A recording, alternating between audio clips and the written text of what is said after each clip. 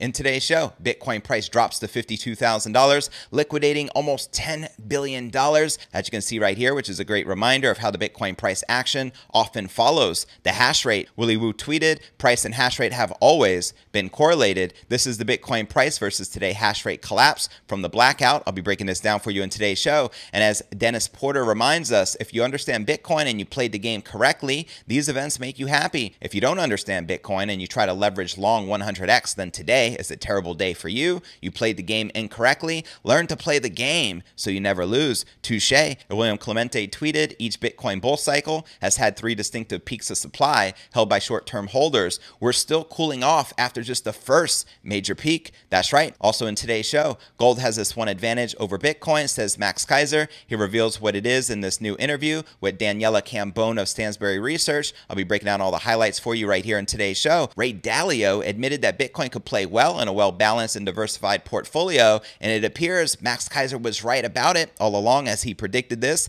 long ago. And speaking of Max Keiser, he tweeted this morning, the Indian government trying to rid Bitcoin is like trying to ban Hinduism. Never going to work. Bitcoin might defund the Indian government, though. Also in today's show, we'll be discussing Bitcoin at $100,000 and estimating the chance of a 6-figure BTC this year in 2021. I'll be breaking down the latest Bitcoin price predictions from JP Morgan, as well as MicroStrategy and Pantera Capital. Also in today's show, we'll be taking a look at the overall crypto market. As you can see, Bitcoin, Ethereum, and most all the major altcoins currently bleeding and in the red, while Doge continues to break out. But where's the Bitcoin price likely to go from here? Find out all this, plus so much more in today's show.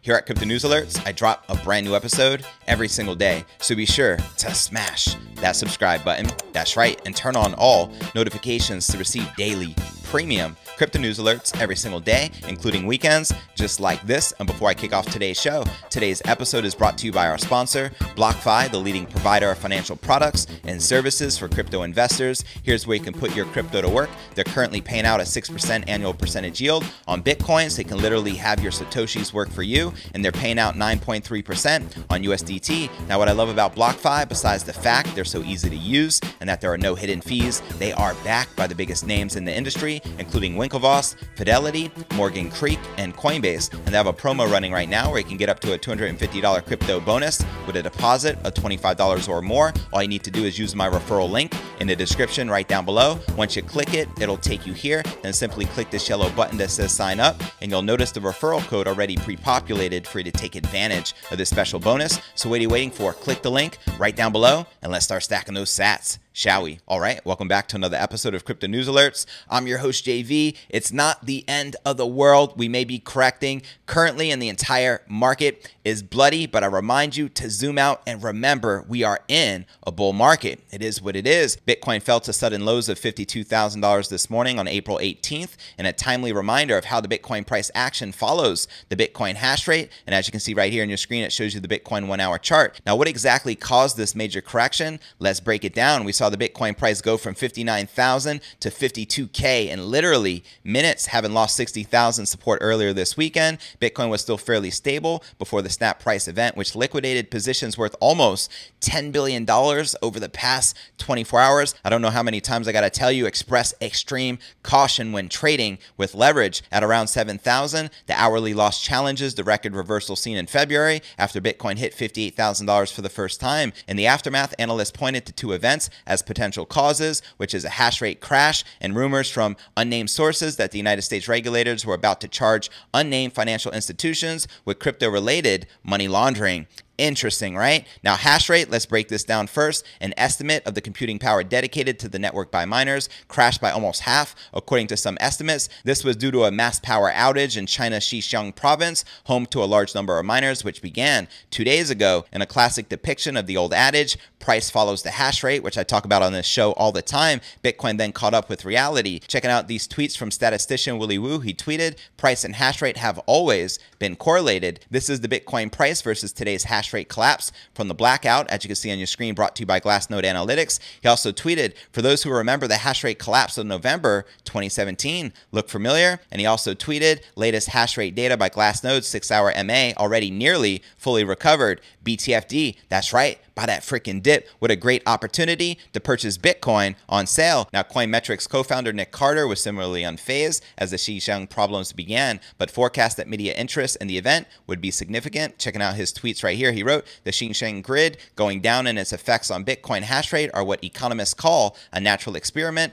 Very helpful source of data, and there's a lot of information right here. I'm just going to scroll down to this tweet right here. If the outage lasts 3 weeks, then Bitcoin will have a historically large difficulty adjustment, but I think that's unlikely. Either the grid comes back online or the miners will move their hardware. Now keep this in mind, Bitcoin's difficulty declines when miners exit the network, but according to the latest estimates, its next adjustment will only see a modest 1.8% decline. So as a reminder, do not panic. All is good in the crypto hood. Meanwhile, another topic, allegedly rolling sentiment, appeared to be a single tweet about U.S. legal action, as tweeted right here from FX Hedge. U.S. Treasury to charge several financial institutions for money laundering using cryptocurrencies. Pretty interesting, right? So surfacing right at the time of the price crash, Twitter account FX Hedge quoted anonymous sources as warning over regulators taking unnamed financial institutions to court over money laundering related to cryptocurrency, but no other details were given. But the tweet swiftly gained over 5,000 likes and almost as many retweets, with the $52,000 nosedive then ensuing. While the mainstream media seized on the action, seasoned Bitcoiners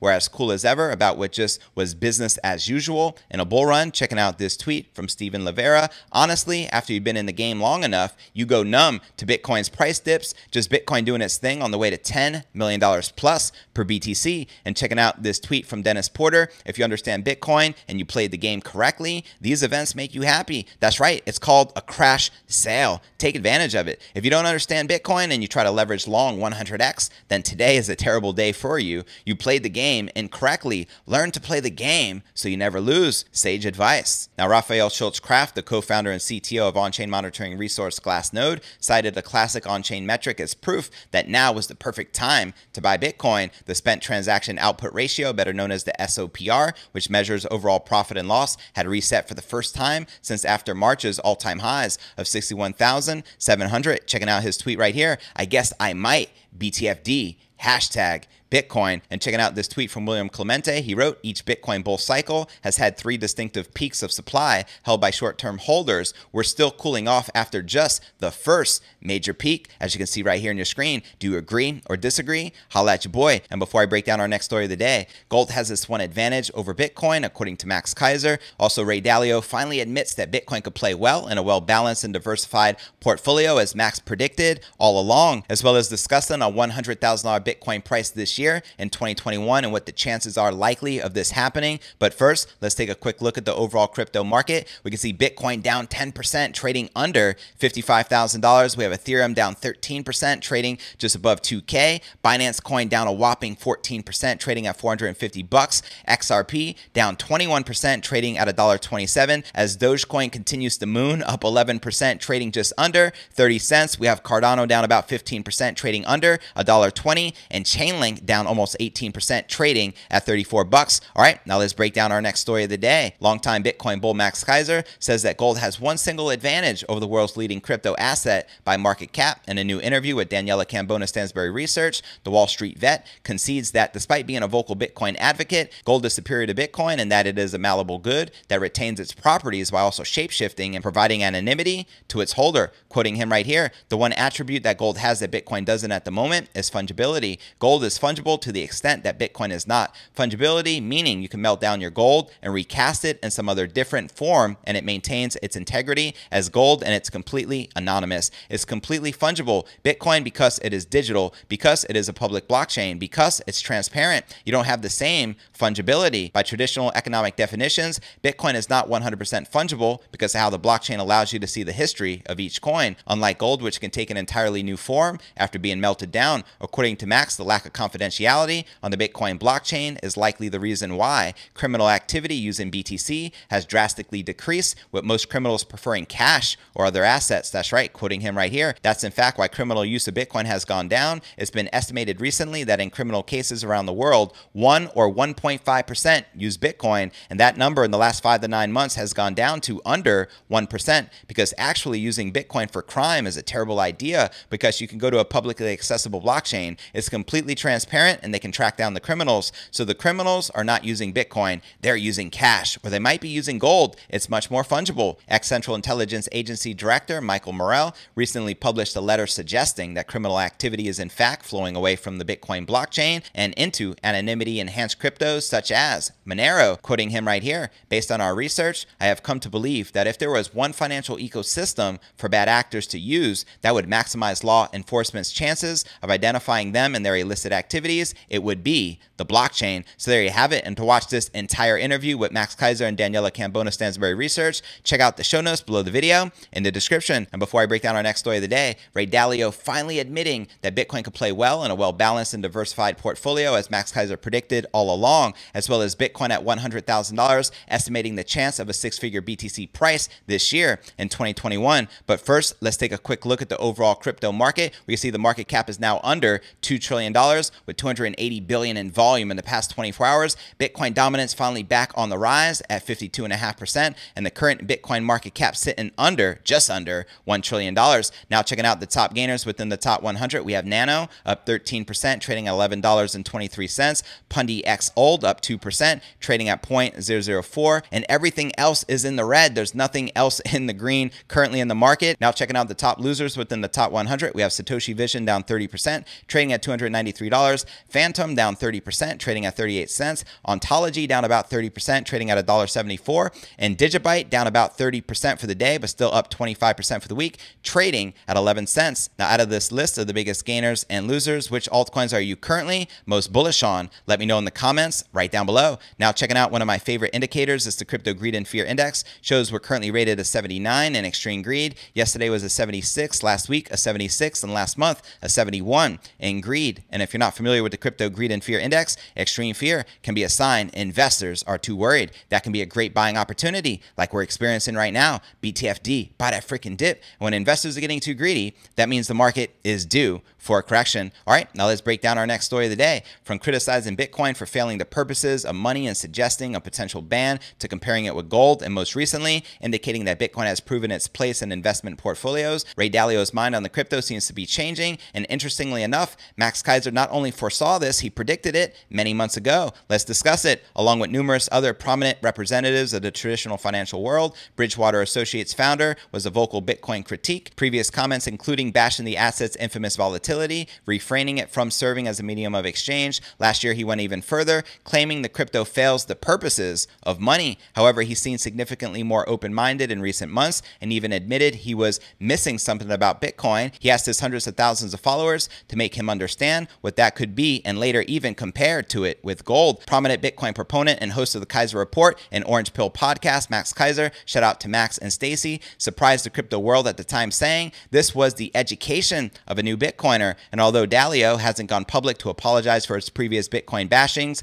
and shout he was wrong, he did outline some of the merits a few days ago. Furthermore, while highlighting the significance of a well-balanced and diversified portfolio, he said Bitcoin has proven its place in an investment portfolio, and added, I like the diversification of those kinds of assets. Nevertheless, Dalio emphasized that even BTC hodlers need to have exposure to other assets such as gold. So was Max Keiser right all along? Well, he was among the first to insinuate the potential change of heart coming from Dalio, following the latest positive comments made by the legendary legacy investor. The host of the Keiser Report told Crypto Potato, quoting him right here, the hedge fund industry is very competitive. Whether or not Dalio believes what he is saying, the magic of Bitcoin is pulling him into its orbit as the price goes higher. Ray Dalio is now one of Bitcoin's drones. He's doing Bitcoin's bidding as Bitcoin continues to march towards becoming the global monetary standard and a $100 trillion market cap. So there you have it. Keiser added that others could soon follow Dalio, and his next bold prediction is one of the most vocal Bitcoin critiques, Peter Schiff. However, Keiser believes it is all mathematically guaranteed by the algorithms of the protocol that all previous bashers will become Bitcoin's what? That's right, 100%. I agree with Max. Let me know your thoughts in the comments right down below. And checking out Max Keiser's most recent tweet from this morning, he wrote, "The Indian government trying to rid Bitcoin is like trying to ban Hinduism. Never going to work. Bitcoin might defund the Indian government though. Touche." Now, before I break down our final story of the day, Bitcoin at $100,000, estimating the chance of a six-figure BTC this year in 2021. But first, I want to remind you to smash that show more button right below this video in the description for a detailed analysis of what's going on in the crypto market. This goes for all 750 plus videos right here on my YouTube channel. Also have a daily letter that goes out to over 30,000 subscribers every single day. To subscribe, visit letter.cryptonewsalerts.net. Also have a blog I update daily, which could be found at cryptonewsyes.com. Also, be sure to smash that subscribe button right below this video in the description to receive daily premium crypto news alerts every single day, including weekends, just like this. You can also find me on all the major podcasting platforms, from Spotify, the home of the Joe Rogan Experience, to Apple's iTunes. You can also follow me on Twitter. My Twitter handle is Crypto News. Yes. And for those of you active on Facebook, I do have a private crypto Facebook group entitled Crypto Alchemy. To join it, click this link, request to join. I'll be sure to plug you in. And for those of you active on Telegram as I am, I do have a private crypto Telegram chat, which is uncensored. To join it, click this link. You'll automatically be added, and I'm looking forward to connecting with you personally on the inside. All right, now let's break down our final story of the day. The Bitcoin price reached a new all-time high this week, soaring to almost $65,000 on Wednesday, the 14th of April, with Bitcoin's price now in the blue sky territory, despite this most recent dip/correction, and its market cap sitting comfortably at around $1 trillion. The next big question is, how high will the current bull market push the Bitcoin price this year? What's your prediction? Let me know in the comments right down below. I love Max Keiser's year-end prediction of $220,000. Let me know if you agree or disagree. Now, rounding up the most famous Bitcoin price predictions, let's start with JP Morgan. In March, analysts at major U.S. investment bank JP Morgan were reported to be eyeing Bitcoin at $130,000.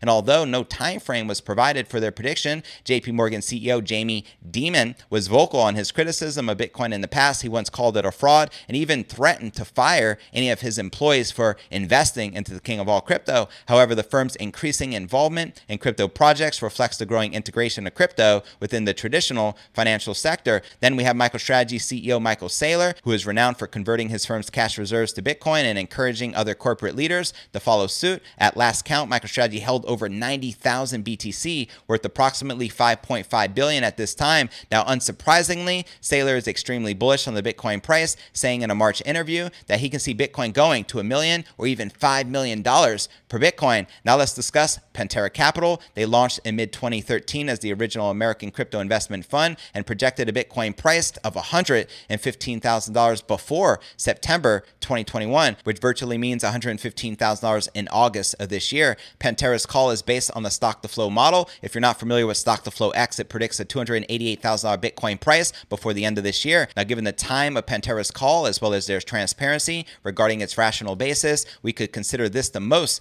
considered prediction. Let me know if you agree or disagree right down below. Predictions alone, no matter who makes them, aren't enough to elevate the Bitcoin price to a six-digit price level. What's needed are enthusiastic buyers and hodlers, whether they be individual investors or large institutions. As to the latter, we've already alluded to MicroStrategy's crypto corporate coffers, perhaps following Saylor's advice at present to thousands of corporate representatives. We have Time Magazine, who recently announced their own acquisition of Bitcoin. And furthermore, with financial titans like BlackRock, the largest asset manager in the world, they currently control over $8.6 trillion in assets under management, as well as MasterCard, who recently announced their involvement in Bitcoin. There can be no doubt of the institutional appetite for Satoshi's invention. That's right, let the corporate FOMO, like a mofo, continue. And perhaps the most compelling reason driving investors, big and small alike, into Bitcoin is the expectation and indeed the observation of high inflation, with central banks around the world printing billions, if not trillions, of fresh fiat units as a response to the COVID-19 pandemic. The scene has been set for a declining fiat value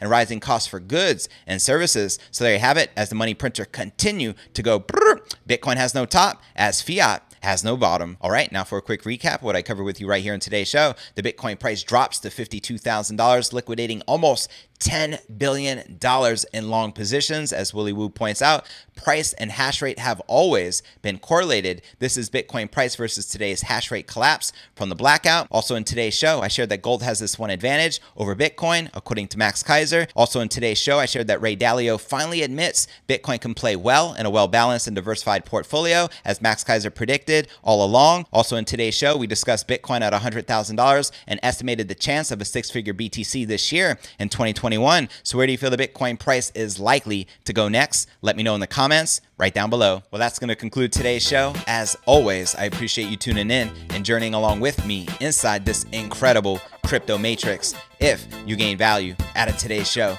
be sure to smash that subscribe button. That's right, and turn on all notifications to receive daily premium crypto news alerts every single day, including weekends, just like this. And real quick before I go, today's show is brought to you by our sponsor BlockFi, where you can put your crypto to work with an interest account. You can earn up to a 6% annual percentage yield on Bitcoin and literally have your Satoshis work for you, as well as 9.3% on USDT. Now, besides their main flagship product of a BlockFi interest account, their other flagship product is a crypto-backed loan. You ever wonder, how can I access fiat liquidity without selling my precious Bitcoin or cryptocurrency? Well, look no further. With BlockFi, you can get an interest rate as low as 4.5%. And they have a special promo running right now where you can get up to a $250 crypto bonus with a deposit of $25 or more. All you need to do is click my referral link in the description right down below. It'll take you here. Simply click this yellow button that says sign up, and you'll notice the referral code already pre-populated for you to take advantage of this bonus. So what are you waiting for? Click the link right down below. Let's start stacking those sats, and I look forward to seeing you on tomorrow's episode. Peace.